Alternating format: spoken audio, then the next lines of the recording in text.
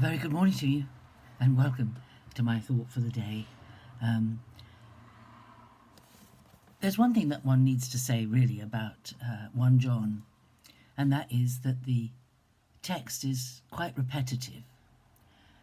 He seems to say the same thing more than once or in a slightly different way. And it can feel a bit wordy at times, but then as you read John's Gospel, it's quite wordy at times, isn't it? Especially in the teaching sections of John's Gospel.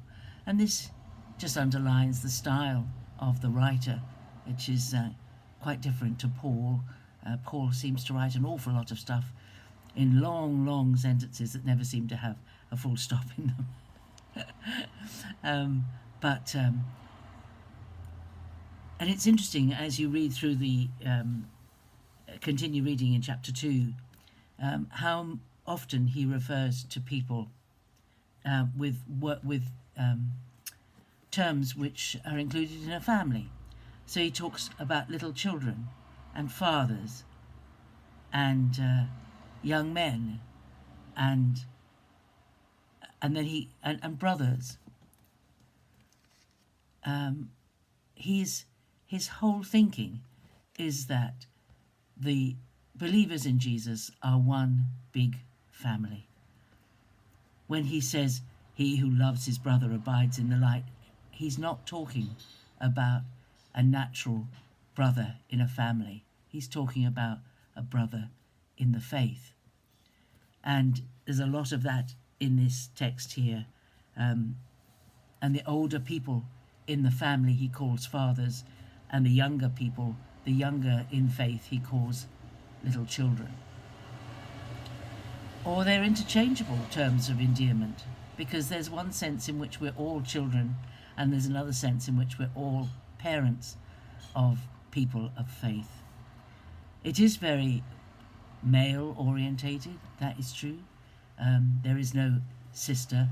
We would now, if we were translating this, probably now say, "He who loves his brother or sister," because it was such a male-dominated society to which he was writing that the women really didn't figure very much, and it doesn't.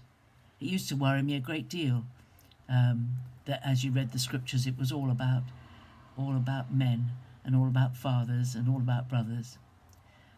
But don't let that worry you, because Jesus made it quite clear in his ministry that the women were equally important to the men. When you think about it, it was to a woman that the coming of Jesus was announced first, not to her fiancé, but to her first, to Mary. And the resurrection was announced first to the women, not to the men. The men had to catch up. And that really is very significant in the thinking of Jewish people of that time, of the significance of the women as Jesus saw them.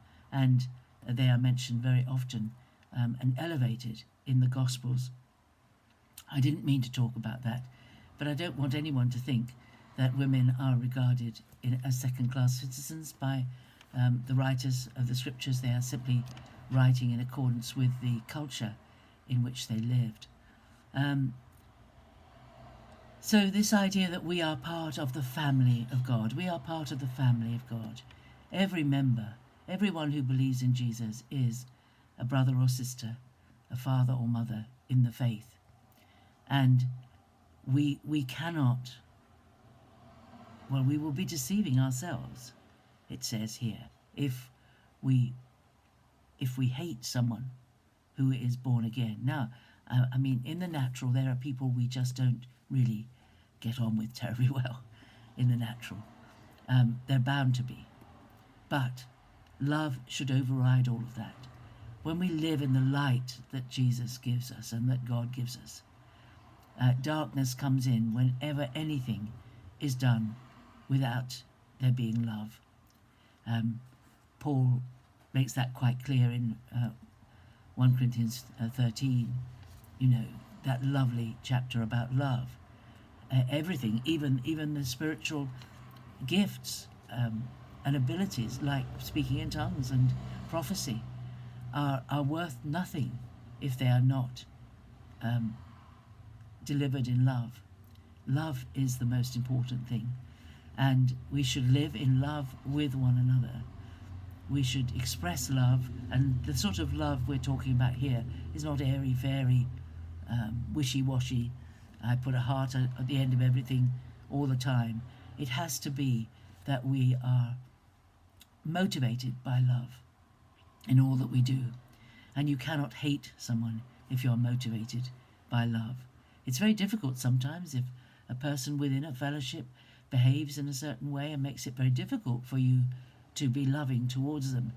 But that's no excuse for not loving them and not setting that aside and letting love be the overriding response to anybody.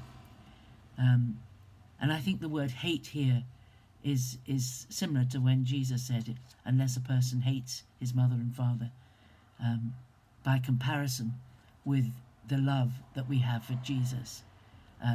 It's not hatred in perhaps the sense we might think of hating somebody, but it's by comparison our love for our family and our devotion to people outside of the faith should be like hatred is to love, because the love of the Lord Jesus, our devotion to God and our love with all our heart to God, does not mean we have less love to share with anyone else.